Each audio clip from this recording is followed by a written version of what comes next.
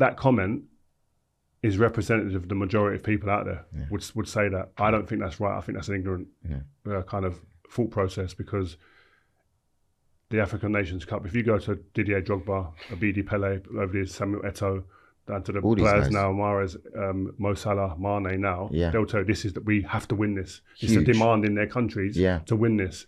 Yes, it doesn't get back to resources wise like Euros, etc. But doesn't that mean that you have to devalue it? It's a continent of huge power, a continent that contributes to European football through players immensely, massively.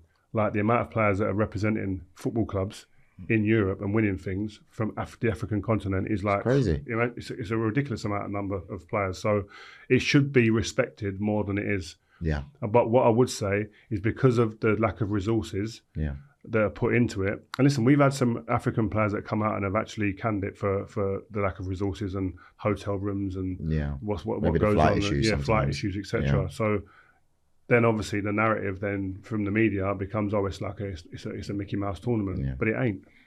I understand what Jamie's saying, but I don't agree with it. But I understand that is the majority's fault, if we're honest, and it's not right. But a majority of people out there do think that about the African Nations stuff. But I think that the federations like FIFA need to make sure that they implement a way of thinking and language around the African nations that actually equals the Euros and the Copa America. I think that's the point. You know? What Jamie was trying to say as well, where again I think he's right in what he's saying, because that is what happens. If Mo Salah won the African Nations Cup, that would have no bearing on anyone's voting. Which is wrong. When they vote for the Ballon d'Or, which is absolutely wrong. Yeah. That's what he was saying, and one of the parts of what his argument was.